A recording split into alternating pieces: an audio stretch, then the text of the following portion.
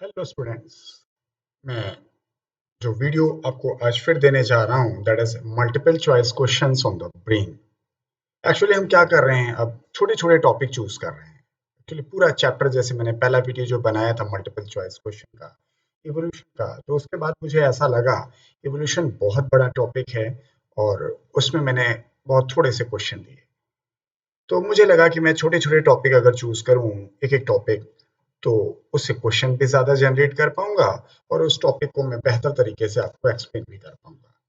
लेकिन अब जो मैं तीसरा वीडियो आपको दे रहा हूँ, ये मल्टीपल चॉइस क्वेश्चन का, तो कहते हैं ना, जब काम आप करते हैं तो चीज़ें आपको पता चलती हैं कि क्या क्या और होना चाहिए। तो मुझे ऐसा लगा कि जब हम आपको शुरू में ही बता देते हैं कि ये इस टॉपिक का हम आपको क्वेश्चंस कराएंगे, तो कोशिश करिए, अगर आप वीडियो देखने जा रहे हैं और सीरियस हैं काफ़ी अपने स्टडीज़ के प्रति, तो कोशिश ये करिएगा कि उस टॉपिक को आप बेहतर तरीके से पहले प्रिपेयर कर लें।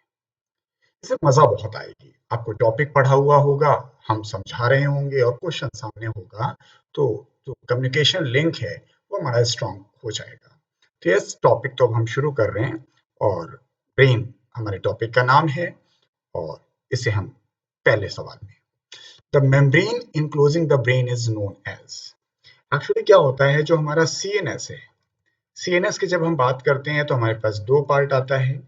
एक ब्रेन का पार्ट आता है और दूसरा स्पाइनल कॉर्ड।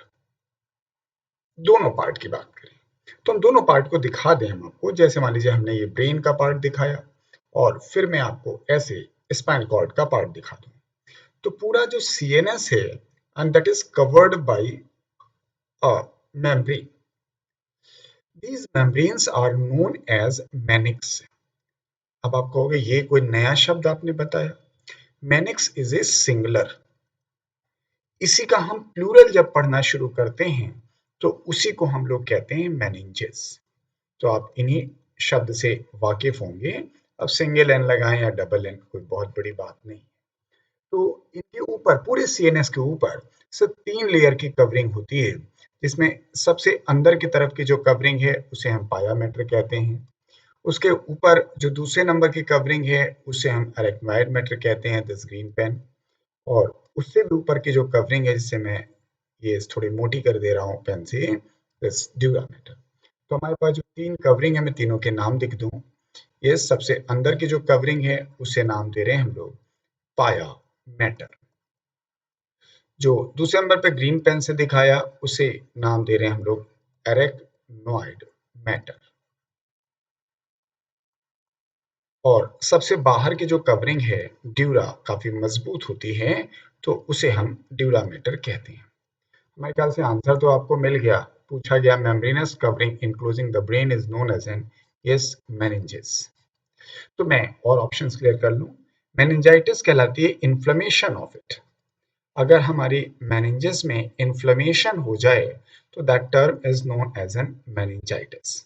नेफ्रॉन तो आपको पता ही होगा, किडनी की फंक्शनल यूनिट कहलाती है।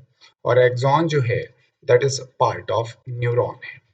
तो सवाल बहुत आसान था, लेकिन इस सवाल को हमने किसी वजह से शामिल किया। एक्चुअली क्या है कि हमारे पास जो मैनेजर्स हैं वो 3 हैं। ठीक है, ये यहाँ भी हैं और इस जगह पर भी स्पाइनल कॉर्ड में है। अब जरा स्पाइनल कॉर्ड की स्थिति को थोड़ा हम समझ लें, क्योंकि स्पाइनल कॉर्ड आपकी किताब में दिया ही नहीं है। तो सर, ये हमारा स्पाइनल कॉर्ड जो है ये समाप्त होता है L2 लेवल पर, सेकेंड लंबर तक आके एक्सटेंड करता है। लेकिन उसके बाद जो ये हमारी सबसे अंदर की जो पाया मैटर हुआ करती थी, दिस, ये पाया मैटर यहाँ तक आती है, ऐसे तीनों आती है। लेकिन दिस पाया matter extend in form of A thread, और एक धागे के फॉर्म में एक्सटेंड कर जाती है। और इस धागे को हम लोग नाम देते हैं फाइलम टर्मिनेल। Filum terminale. तो it is not the terminal part of spinal cord, ये ध्यान रखिएगा। ये बहुत जरूरी बात है। इट इज नथिंग बट से extension of pia mater. Extension of pia mater. Okay. हाँ, स्पाइनल कॉर्ड समाप्त होने की बात आई तो वो यही है, spinal cord ends this place. एक और बड़ा इंपॉर्टेंट पॉइंट है, बड़ा गौर करिएगा। जब हमारा स्पाइनल कॉर्ड यहाँ समाप्त हो रहा होता है L2 लेवल पर, तो ये L2 लेवल पर थोड़ा कोनिकल फॉर्म में आ जाता है। ये शायद हम इसी को मैग्नीफाई ऐसे करके दिखा पाए, दिस वन। जब ये कोनिकल फॉर्म में आ जाता है, तो इस कोनिकल फॉर्म यानी terminal part of spinal cord, and yes that is named as conus medullaris. Medullaris. तो मैंने आपको पता नहीं चला, 2-3 पॉइंट एक्सटेंड कर दिए। क्वेश्चन कब का हो चुका, मैंने बार बार कहा मैं क्वेश्चन के साथ टॉपिक क्लियर करना चाहता हूँ। एक तो नया पॉइंट आया, स्पाइनल कॉर्ड समाप्त कहाँ होती, L2 पर। स्पाइनल कॉर्ड जब समाप्त होती तो कोनिकल फॉर्म में आ जाती है, अंदर से conus medullaris. Yes, it is the last part of spinal cord. फिर इसके बाद जो हमारी स्पाइनल कॉर्ड है वो यहीं समाप्त हो गई, लेकिन जो पाया मैटर है दैट विल एक्सटेंड। एक और बहुत बढ़िया सवाल आता है, वो भी जान लें। जो पाया मैटर है तो वो तो धागे के फॉर्म में एक्सटेंड कर रही है, लेकिन इस L2 के बाद जो हमारी एरेक्नोइड मैटर थी, it extend like this. Yes, तो ये काफी आगे तक जाती है, दिस वन। ये aims at the level of C1, यहां तक। तो अब एक क्वेश्चन बहुत जो पॉपुलर हुआ, वो ये सबसे पॉपुलर सवाल है, लंबर पंक्चर। कभी कभी हमें CSF प्राप्त करने के लिए हम लंबर पंक्चर कहते हैं, उसे चाहें तो आप स्पाइनल टैपिंग भी कह सकते हैं, स्पाइनल टैपिंग। तो इस प्रक्रिया में हम CSF ऑब्टेन करते हैं, तो इसी जगह से ऑब्टेन करते हैं, that is L3/L4। Third lumbar और फोर्थ लंबर के बीच में जो स्पेस है, इसी के बीच में हम सिरिंज डालते हैं एंड ऑब्टेन द CSF। तो मैंने आपको पता नहीं चला, मैंने CSF का पूरा जिक्र आपसे किया डायग्नोसिस के लिए। स्पाइनल कॉर्ड की पूरी बात कर ली। क्या क्वेश्चन पूरा हुआ? अगले क्वेश्चन की तरफ। यस, हमारा जो नेक्स्ट क्वेश्चन है उसे देखें। The nervous strip connecting both the cerebral hemisphere. Yes, is a very popular question. आप टेक्स्ट बुक में देखें तो सबसे पहले यही बात कही गई। जो हमारा सेरेब्रल हेमिस्फीयर है, ये देखें।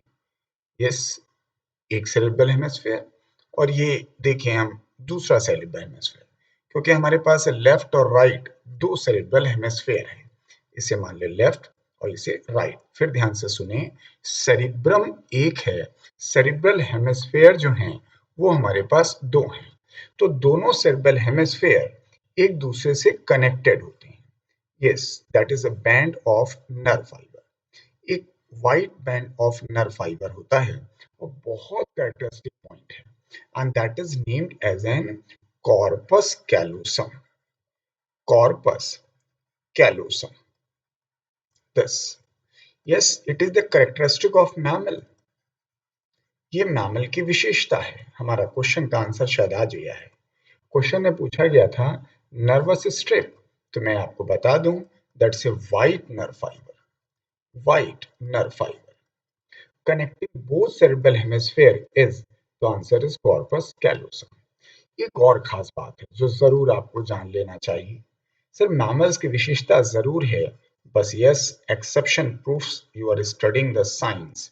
एब्सेंस इन प्रोटोथीरिया, जो अंडे देने वाले स्तनधारी हैं, यानी डकबिल प्लैटिपस और एक्डिना, और निथोरिंकस एंड टैकिग्लॉसिस, ये दो एक्सेप्शन है जहां कॉर्पस कैलोसम नहीं पाया जाता। अब रही बात, जरा और पॉइंट की बात कर लें।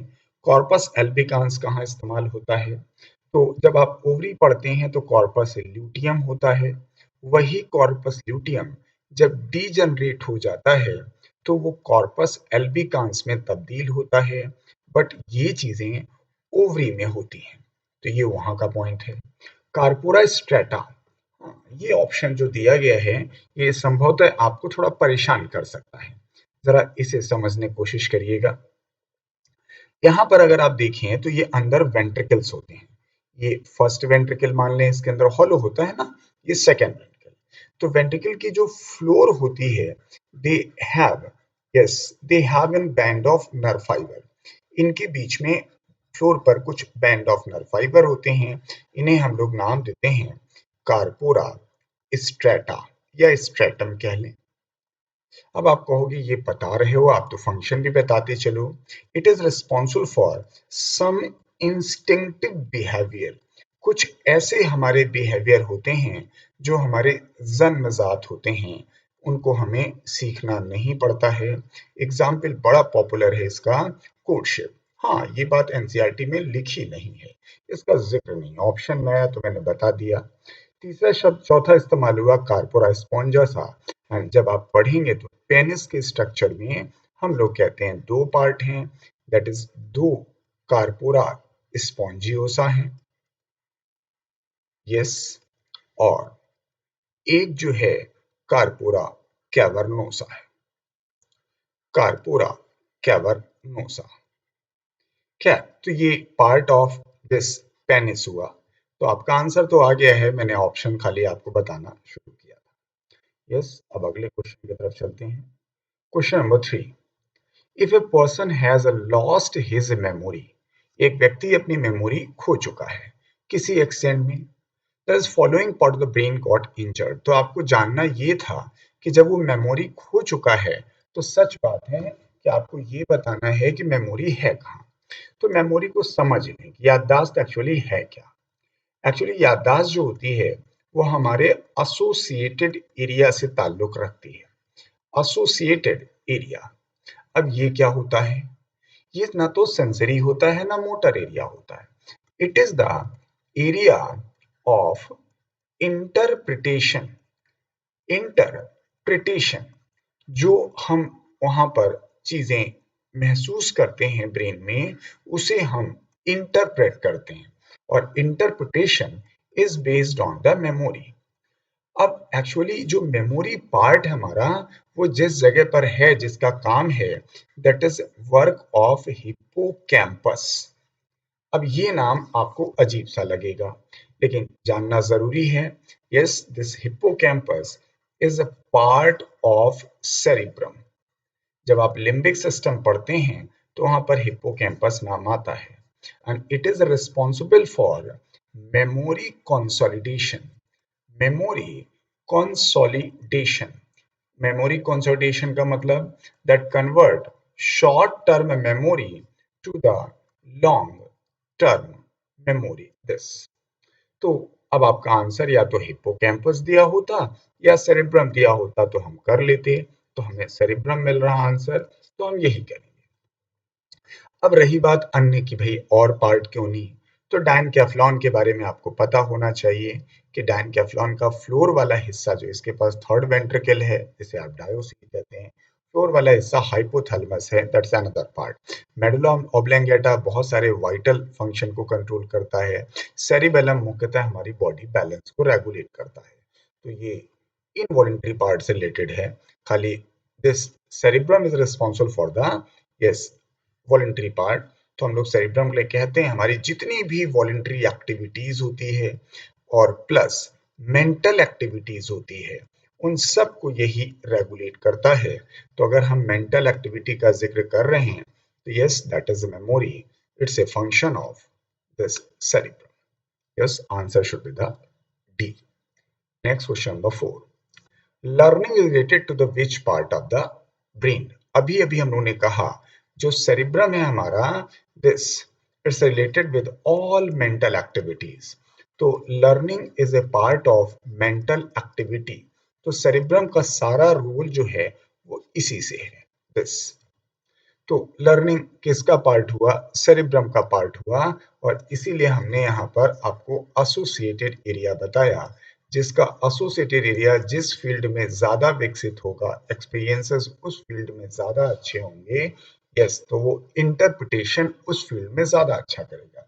जैसे फॉर एग्जांपल, मैं एज ए जोलॉजी या बायोलॉजी का टीचर मान लीजिए मुझे, तो अगर मैं बायोलॉजी से रिलेटेड कोई बात पढ़ता हूँ, सुनता हूँ, या कहीं कोई बात कर रहा होता हूँ, तो मैं उस हिस्से को, उस सब्जेक्ट को बेहतर इंटरप्रेट कर सकता हूँ। लेकिन मेरे सामने अगर आप कंप्यूटर की फीस की बात करें तो मैं इंटरप्रेट बेहतर नहीं कर पाऊंगा, क्योंकि हमने अपने लर्निंग प्रोसेस में अपने सब्जेक्ट से रिलेटेड, बायोलॉजी से रिलेटेड जो एसोसिएटेड एरिया है उसे विकसित किया। अगर आपका जो इंटरेस्ट फिजिक्स में ज्यादा होगा तो फिजिक्स के प्रति आपका एसोसिएटेड एरिया ज्यादा विकसित होगा, आप इंटरप्रेट ज्यादा बेहतर कर पाएंगे। फिर याद दिला दूं, मेडुला ज्यादातर हमारे वाइटल एक्टिविटीज को कंट्रोल करता है। हाइपोथैलेमस तो बहुत सारे काम है जैसे thermo regulation, osmo regulation, emotions, ऐसे भी नाम होंगे। सेरिबेलम का जो काम है वो बैलेंस से है, इसलिए आंसर आ चुका है, that is answer is cerebrum. Next question number 5। Cerebral hemisphere is the centre of, अभी अभी हम लोगों ने बात की, it's the centre of, yes all of these होना चाहिए, thinking, will power, reasoning, even और भी आगे हम बता सकते थे, लेकिन these shows all the shows your mental activity, mental activity. इसी वजह से हम सेरिब्रल हेमिस्फीयर मेंटल एक्टिविटी से ताल्लुक रखते हैं। इवन हम लोग ये वर्ड बोलते भी हैं, हम अपने ह्यूमन इवोल्यूशन को अगर कहते हैं तो yes, human evolution is related to related to development of brain, और ब्रेन में भी जानते हैं क्या, सेरिब्रम। हमारा सेरिब्रम ही सबसे ज्यादा विकसित होता गया और इसी वजह से हमारी जो मेंटल एक्टिविटी है वो विकसित होती गई, हम अन्य जानवरों से अलग। नेक्स्ट क्वेश्चन नंबर 6 है, which part of the brain is more developed in the comparison to other। अभी अभी हमने कहा सर ये जो सेरिब्रम है ये मोस्ट डेवलप्ड पार्ट है, मोस्ट डेवलप्ड पार्ट, तकरीबन 70 से 80% हिस्सा ब्रेन का यही ऑक्युपाई करता है।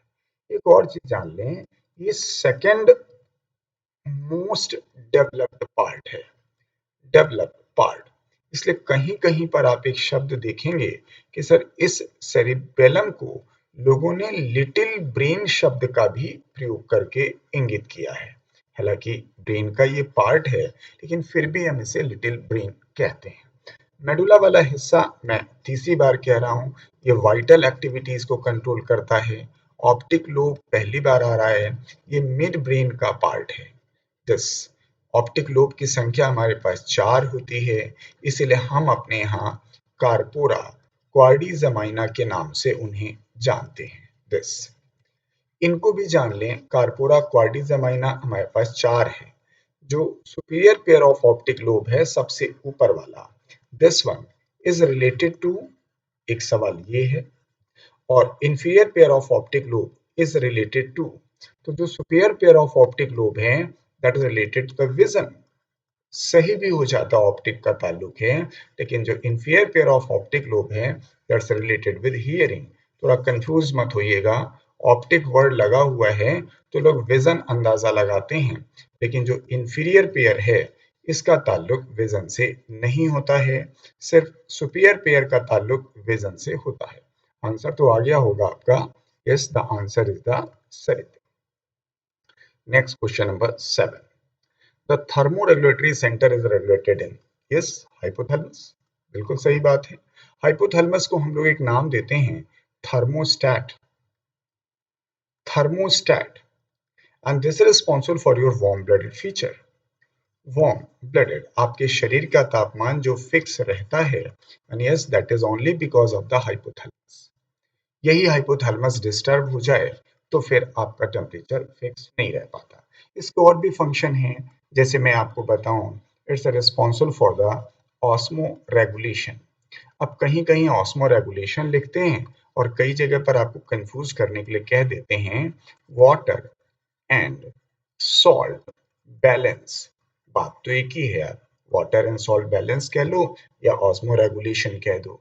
फिर एक और पॉइंट है, it's responsible for your, that is appetite, appetite खाना खाने की इच्छा, रिस्पॉन्सिबल फॉर योर सैटिटी, किसी भी चीज के प्रति तृप्त हो जाना, जैसे पानी पीने के बाद मन भर जाना जिसे आप कहते हो ये। And yes it is also related with emotions, emotions क्या, हालांकि लिम्बिक सिस्टम का पार्ट है हमारा हाइपोथैलेमस, तो तभी तो हम इमोशन को वहां भी लाते हैं। इमोशन का मतलब सिर्फ प्यार या घृणा नहीं होता है, गुस्सा, नाराजगी जो होती है, यस ये भी उसी का हिस्सा है। तो ये जितने भी इमोशंस के पार्ट हैं that is all under control of hypothalamus. Spinal cord का कहीं कोई लेना देना नहीं है। पिट्यूटरी इंडोक्राइन ग्लैंड है। सेरिबेलम में बार बार कह रहा हूं बॉडी बैलेंस है। तो आंसर आपका आ गया, सेवेंथ का आंसर होगा B. Next question number 8। The control of blood sugar level and the osmoregulation the function of, अभी अभी हमने आपसे बात की, that's a function of hypothalamus. आप यहीं से पकड़ लेते हैं, लेकिन आप सोच रहे होगे यस ब्लड शुगर लेवल, तो जरा पीछे चलते हैं। एक फंक्शन इसी में हम आपको बढ़ा देते हैं, इट मेंटेन्स द होम्योस्टेसिस। अब जैसा सवाल पूछना चाहें आप, लेकिन आप ध्यान से देखें तो जो होम्योस्टेसिस है, इट्स अ रियली, जो होम्योस्टेसिस है, yes osmo regulation is a part of this, yes, और इसी का पार्ट यही नहीं, यस थर्मो रेगुलेशन भी है। तो इसलिए अलग से कोई बात जानने की जरूरत नहीं है। आप ब्लड शुगर लेवल पूछते, आप हमसे ब्लड पोटेशियम लेवल पूछते, तो भी हम यही आंसर करते। सोडियम लेवल पूछते, ब्लड में जो भी चीजें पाई जा रही हैं, खाली एक ही क्यों, लेकिन ये थोड़ा पॉपुलर है क्योंकि हम जब डायबिटीज पढ़ते हैं तो ब्लड शुगर लेवल की बात करते हैं, तो इसीलिए ये थोड़ा पॉपुलर ज्यादा है, इसलिए हम ऐसा कहते हैं। तो answer is C. Next question number 9। The appetite and the satisfactory centre of the brain, again फिर से वही आंसर है। ये अलग अलग सवाल शामिल किए गए, एक ही क्वेश्चन से सारे सॉल्व हो जाते हैं। Then question number 10। Which part of the brain control emotion, love, anger and pleasure is again the hypothalamus? खाली ऑप्शन बदल दिए गए हैं, लेकिन hypothalamus is a center for so many emotions। जो आपके फेस किए वो, और जो नहीं फेस किए वो भी। Next 11। Which part of the brain structure is not considered the part of the limbic system? Yes, तो लिम्बिक सिस्टम किसे कहते हैं? तो लिम्बिक सिस्टम कहलाता है कुछ हमारे ब्रेन का ऐसा पार्ट है that organize and act as a unit. क्या क्या पार्ट है? जैसे एक नाम आता है एमाई गडाला, एमाई गडाला। दूसरा नाम आता है हिप्पोकैम्पस, हिप्पोकैम्पस।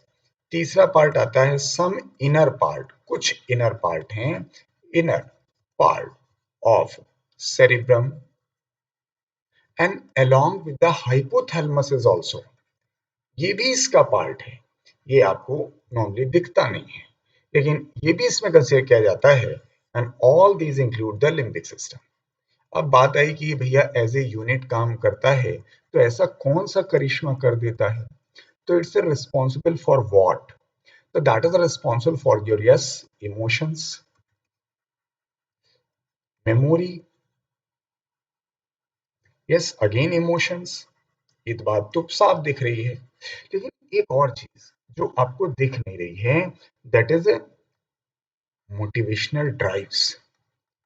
मोटिवेशनल ड्राइव, जैसे कभी आप सुनिए कि किसी कोई, बहुत सारे लोग हैं, आप तो यूट्यूब बहुत देखते ही होंगे, कुछ मोटिवेशन स्पीच सुनिए तो लगता है कि हम फोड़ आएंगे, और यही लोग दुनिया को बर्बाद किए हुए हैं, क्योंकि जरूरत से ज्यादा मोटिवेट होना भी गलत है। आप मोटिवेट हुई है, लेकिन अपनी कैपेबिलिटी भी पहचानिए। जितनी कैपेबिलिटी पहचानेंगे उतना ही आपके लिए अच्छा है, क्योंकि हर व्यक्ति हर काम नहीं कर सकता है। लेकिन हमने देखा भी है कुछ लोग इतना मोटिवेशन करते हैं, वो जता देते हैं कि यू कैन डू एनीथिंग, वो लिख के बता देते हैं भैया यू कैन। अरे भैया ये पहचानवाओ सबको कि हर व्यक्ति यू कैन नहीं कर सकता है, हर व्यक्ति की अपनी सीमाएं हैं, वो सीमा से आगे नहीं बढ़ सकता। अब ये बात थोड़ी बुरी जरूर लग रही होगी, लेकिन सर हम अपनी सीमाएं बड़ी तो कर सकते हैं। खैर वो हमारा टॉपिक नहीं, हम मोटिवेशनल ड्राइव नहीं कर रहे हैं, लेकिन अगर मोटिवेशन आप लेक्चर्स देखते हो, किसी के सुनते हो, समझ जाइए आपके लिम्बिक सिस्टम को वो फोड़े पड़ा है। सारा मोटिवेशन जो है वो लिम्बिक सिस्टम का पार्ट है। तो अब आप देख पाइए इस जगह पे, तो यस कार्पोरा क्वाड्रिजेमाइना, जिसको अभी हमने ऑप्टिक लोब के नाम से कहा था, it is the part that is not considered as a part of the limbic system. Next question is grey matter. अब बात है ग्रे मैटर क्या है यार? ग्रे मैटर है क्या? ग्रे मैटर तो ग्रे दिखता होगी, यही तो है। तो ग्रे मैटर में कौन कौन आता है? ग्रे दिखने वाले लोग, या तो साइटोन पार्ट होगा, वो ग्रे दिख सकता है, डेंड्रॉन पार्ट होगा, वो दिख सकता है, और non myelinated nerve fibre, non myelinated nerve fibre. ये क्वेश्चन मैंने एक जगह से कॉपी किया, मुझे बड़ा अच्छा सवाल लगा। ऐसा सवाल क्यों लगा? सवाल देखिए तो पहले लिखा grey matter is composed of ependymal cell, इससे इसका कोई लेना देना नहीं है। इपेंडाइमल सेल जो हॉलो कैविटी पाई जाती है हमारे पास, चाहे वो ब्रेन हो चाहे वो स्पाइनल कॉर्ड हो, इस हॉलो कैविटी में एक लाइनिंग बनाता है, एक सिलिएटेड लाइनिंग यहाँ पर बनाया जाता है। And this in ependymal cell, तो इसका कोई ग्रे मैटर से लेना देना ही नहीं है। दूसरा नर्व सेल, तीसरा नर्व फाइबर, तीसरा निसर्ग ग्रेन्यूल। तो ये हो नहीं सकता, ये हो नहीं सकता, झगड़ा ये दोनों में है। नर्व फाइबर कहेंगे तो कंफ्यूजन है। नर्व फाइबर माइलेटेड भी होती है और नॉन माइलेटेड भी होती है। नर्व सेल, तो मैंने सोचा इसका आंसर नर्व सेल ही करना चाहिए, क्योंकि नर्व फाइबर विवादित है। नर्व सेल जब हम कहेंगे तो सामान्यतः we will consider the major part. हो सकता है मेरी बात से आप सहमत ना हो, लेकिन मैं नर्व फाइबर भी करने की स्थिति में नहीं। तो अब चार ऑप्शन में एक तो हमें चूज करना था, तो हमने कर दिया। नहीं तो सही आंसर इन चारों में से कोई भी नहीं है। आप मिला के देख लीजिए। नर्व सेल का साइटोन लिखा होता तो हम कहते, लेकिन फिर भी अगर आप मुझसे कहोगे कि नहीं सर कोई उंगली रखो, तो मैं रख तो रहा हूं, आंसर तो करके आऊंगा ही। Yes, question number 13, which of the following is not a function of hypothalamus. अभी भी मैंने आपको बहुत सारे फंक्शंस बताए, तो ये क्वेश्चन वहीं से हो सकता है। हंगर एंड सैटिस्फैक्शन इसका पार्ट है, बिल्कुल। थर्मोरेगुलेशन इसका पार्ट है। सेक्सुअल ड्राइव भी इसका पार्ट है। लिबिडो का मतलब होता है डिजायर्स, जो सेक्सुअल डिजायर्स होती हैं हमारी, ये कंपलसरी होनी चाहिए, ये ध्यान रखिएगा। तो creative thinking, this is a part of cerebrum, ये सेरिब्रम का पार्ट है थिंकिंग, क्योंकि हम बार बार आपको याद दिला रहे हैं जो हमारी मेंटल एक्टिविटी है वही आपका सेरिब्रम का पार्ट है। तो उस लिहाज से the answer should B D, ये हाइपोथैलेमस का पार्ट नहीं होगा। Next, main function of the cerebellum. तो सेरिबेलम का फंक्शन तो यार छोटा छोटा बच्चा भी याद करता है, बैलेंसिंग। लेकिन इसको समझिएगा यार, चक्कर क्या है ना, हम लोग कान भी पढ़ते हैं, ये भी बैलेंस करता है, और सेरिबेलम भी पढ़ते हैं। तो सेरिबेलम को थोड़ा सा वक्त दीजिए, मैं समझा दूं आपको।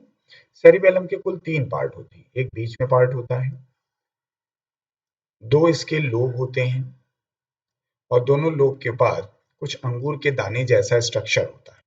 आप चाहें तो मैं नाम बता दूं, और नहीं चाहेंगे तो कोई जरूरत मैं नहीं समझता कि शायद आप सुनना चाहें, लेकिन मैं तो बताऊंगा भाई। इसको हम लोग कहते हैं वर्मिस, ये जो बीच वाला पार्ट होता है। इसको हम लोग कहते हैं cerebellar lobe, cerebellar lobe, cerebral नहीं, सेरिबेलर। और ये कहलाता है फ्लोकुलाई। अब आपको लगेगा कि क्यों पढ़ूं मैं भी इसको? सर एक्चुअली क्या होता है ना, किसी टॉपिक को आप थोड़ा सा ज्यादा पढ़ लेते हैं, उसके बीच पीछे चले जाते हैं, तो वो रिटेन रहता है। सुपरफिशियल संस्कृत की तरह नहीं होता है कि बस पढ़ा और पढ़ के निकल गए। आप थोड़ा समझने की कोशिश करेंगे, उसका स्ट्रक्चर फीड अप करेंगे, तो एक पिक्चर सी बन जाती है, और इस वजह से वो समझ में ज्यादा आता है। अब कान में भी आप जो पार्ट देखें अगर, तो कान में भी दो पार्ट हैं। एक भैया कॉक्लिया है, जिसका काम भैया सिर्फ सुनने से है, और दूसरा पार्ट है वेस्टिबुलर। तो अब दोनों को हम जोड़ देते हैं। जो बैलेंसिंग फंक्शन है वो इसी वेस्टिबुलर पार्ट का ही तो है। कैसे?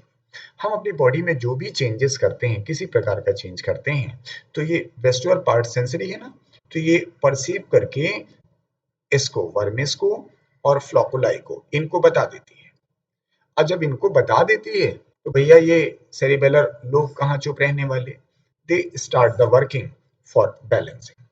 ये बैलेंसिंग के लिए काम करना। मैंने इतनी बात इसलिए बताई कि ये लगे आपको कि सेरिबेलर लोब जो है ये मोटर है, और ये सेंसरी है। अब बैलेंसिंग, एक्चुअली ये बैलेंसिंग जो है हमने लर्न की है। पैदा हुए तब तो बैलेंसिंग नहीं थी, और लर्निंग की होगी तो ये फंक्शन ऑफ सेरिब्रम है। तो हम जब दुनिया में आते हैं तो हम पहले लर्न करते हैं, हम चलना सीखते हैं, बोलना, सब जगह बैलेंसिंग ही तो है। तो वो सेरिब्रम लर्न करता है। लर्न करने के बाद अपने फंक्शन को, जो चीजें एकदम लर्न हो जाती हैं, रिफ्लेक्स में आ जाती हैं, तो वो सेरिबेलम को हैंडल ओवर कर दी जाती है। तो आज हम बैलेंसिंग जो कर रहे हैं वो इसी की वजह से कर रहे हैं। जैसे हम डांसिंग सीखते हैं, तो शुरू में लर्न कर रहे हैं ना, सीख रहे हैं स्टेप्स को, तो वर्क ऑफ सेरिब्रम। लेकिन जब काफी ज्यादा सीख जाते हैं, एक्सपर्ट हो जाते हैं, तो रिफ्लेक्सेस में हमारे स्टेप्स चलते हैं, and that is the function of cerebrum. तो आपका आंसर आ गया है, इसलिए हम नेक्स्ट क्वेश्चन की तरफ 15 vomiting center is situated in is again very popular and very easy question this medulla तो मेडुला में मैं अभी थोड़ी देर पहले भी आपसे कह रहा था कि बहुत सारे वाइटल सेंटर हैं जैसे आप देखें तो ब्रीदिंग का सेंटर है ब्रीदिंग रेस्पिरेशन सेंटर भी लोग कहते हैं वोमिटिंग का सेंटर है पेरिस्टालसिस का सेंटर है ये सारे सेंटर इसमें है यस कफ का सेंटर है स्नीजिंग का सेंटर है हिचकी का सेंटर है ऐसी बहुत सारी इनवॉलेंट्री एक्टिविटीज हैं जिनका ये सेंटर कहलाता है इवन हम कार्डियोवैस्कुलर एक्टिविटीज की बात भी करें कार्डियोवैस्कुलर एक्टिविटीज अब ये समझ में कम आ रहा हो अरे ब्लड प्रेशर समझ ले भाई तो यस इनको ये रेगुलेट करता है एक और शब्द है वोमिटिंग के पहले नौजिया आता है जी मतलाता है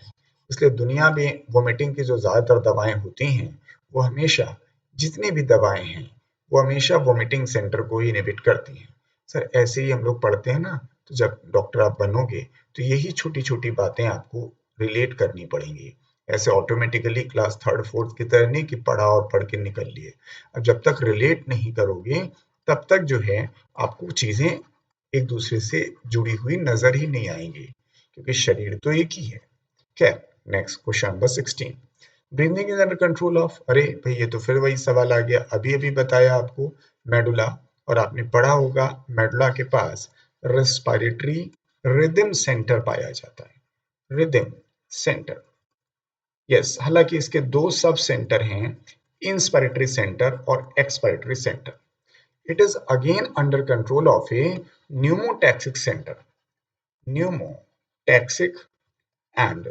apneustic center apneustic center लेकिन डायरेक्टली अंडर कंट्रोल की बात आएगी तो आप यही आंसर करिएगा this one in the medulla लेकिन जो न्यूमोटैक्सिक और एपन्यूस्टिक सेंटर है that is present in the pons इसका जिक्र हम ब्रीदिंग में करते हैं हमारे क्वेश्चन का आंसर यही है this next and last question हमारी तरफ से है which part of the brain is involved in the loss of control when the person alcohol the drink sorry ये drinks alcohol answer yes cerebellum actually अभी हमने आपको बताया इसका काम जो होता है बॉडी बैलेंस है तो जो शराब हमारी असर करती है अल्कोहल तो अल्कोहल का जो फंक्शन है वो इसी की फंक्शन को इंटरफेयर करना है ओके ये इनके फंक्शन को वो इंटरफेयर कर देती है इसलिए हमारा सेरिबेलम काम नहीं कर पाता लेकिन ये तो बड़ी आसान सी बात हुई हम लिख भी दें alcohol interfere functioning of cerebellum इसीलिए सामान्यतः शराब पीने के बाद आदमी लड़खड़ाता है लेकिन एक सवाल और है उसे भी ध्यान से देखिएगा और पढ़ लीजिएगा अगर लिखा हो chronic intake of alcohol chronic intake of alcohol या इस तरह का कोई सवाल हो या alcohol affect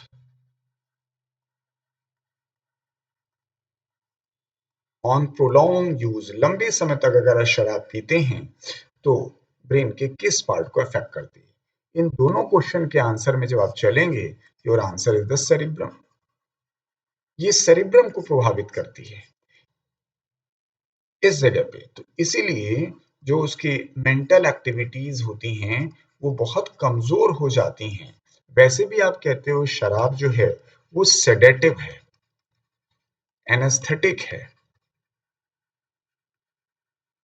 एनाल्जेसिक है लेकिन सर गलती से भी कभी आप स्टिमुलेंट कैटेगरी में मत लाइएगा शराब जो है कभी भी स्टिमुलेंट नहीं होती है वो सेडेटिव है एनेस्थेटिक है एनाल्जेसिक है तो आंसर तो आ चुका है एक सिंपल सा सवाल था कि एक व्यक्ति अपना कंट्रोल खो देता है जब वो शराब पीता है तो आंसर इज सेरेब्रम इसी में अगर हमसे आप पूछ रहे होते प्रोलॉन्ग यूज की बात कर रहे होते तो हम सेरेब्रम आंसर करते तो यस ये हमारे कुल 17 सवाल हुए छोटा सा टॉपिक हमने लिया आपसे दैट इज ब्रेन मैं कोशिश करूंगा कि हमारा ये जो सीक्वेंस है चलता रहे और यस अगेन मैं आपसे कहूंगा हार्ड वर्क छोटी-छोटी बातें हैं। सर देखिए, मैं लास्ट वीडियो में भी आपसे कह रहा था कि कोई शॉर्टकट नहीं है हमारे पास, सिर्फ एक ही ऑप्शन है, हार्ड वर्क।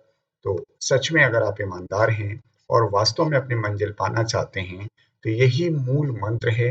इसके अलावा अगर आपको कोई कहता हुआ मिलता है कि मैंने 3 महीने पढ़ाई की, 2 महीने पढ़ाई की, 15 दिन पढ़ाई की और मैंने कर लिया, तो सिर्फ वो नक्सेबाज़ी कर रहा है और कुछ कर नहीं रहा है। ये सब फालतू की बातें हैं। मुझे भी पढ़ाते-पढ़ाते 25-30 साल हो गए करियर में। कोई 15 दिन, 1 दिन में या 1 महीने में, 4 महीने में कोई करिश्मा नहीं कर लेता है। कोई आपसे ये कहता है कि यस, ये ज़रूर कहने को लोग मिल जाते हैं कि 4 महीने, या तो वो नक्सेबाज़ी कर रहा है या वो ये बता रहा है कि 4 महीने पहले वो फ़ोकस्ड हुआ। बस, पढ़ाई तो उसने 4 साल से कर रखी है। वो 8वें से ही पढ़ रहा है, 10वें से ही पढ़ रहा है और बहुत ढंग से पढ़ रहा है, लेकिन उसने फोकस यहाँ पे किया। तो हार्ड वर्क आप भी करिए सर, और कोई आपके पास रास्ता नहीं है, और फोकस रहिए। कोई शॉर्टकट मत ढूंढिएगा, ये ध्यान रखिएगा। शॉर्टकट आप अगर लगातार पढ़ते रहेंगे, तो धीरे धीरे एक दिन ऐसा आएगा कि आप वो चीज पा जाएंगे जो आप सोच रहे हैं। लेकिन अगर आप रोज खाली वीडियो यही सर्च कर रहे हैं, कोई ऐसा वीडियो मिले, क्योंकि इसी को लोग आजकल कैश कर रहे हैं। यूट्यूब पे इस समय एकदम प्रचलन बढ़ा हुआ है कि इस तरह के हम थंबनेल बनाएं और ऐसे वीडियो डाल दें जिससे लोग आकर्षित हों और जल्दी से हमारा वीडियो देखें, और लोग उनको देखते भी ज्यादा है, क्योंकि उनका पर्पस ये कि आप खाली देखो और बस उनके अपना कुछ फाइनेंशियल गेन हो। लेकिन प्लीज, मैं चाहता हूं कि आप अवॉइड करिए। आपको ये पता होना चाहिए भाई, आप इतने बड़े तो हैं ना, अच्छी बुरी सारी चीजें जान सकते हैं। तो दुनिया में सब कुछ है, आपको पहचानना होगा अच्छा क्या बुरा क्या। तो कोशिश करिए जो आपके काम की चीज हो उधर ही आकर्षित होइए, जो आपके काम की चीज ना हो तो प्लीज उसे आकर्षित मत होइए। तो यस, मैं आपसे फिर अब यही कहूंगा कि good luck and be patient and be honest.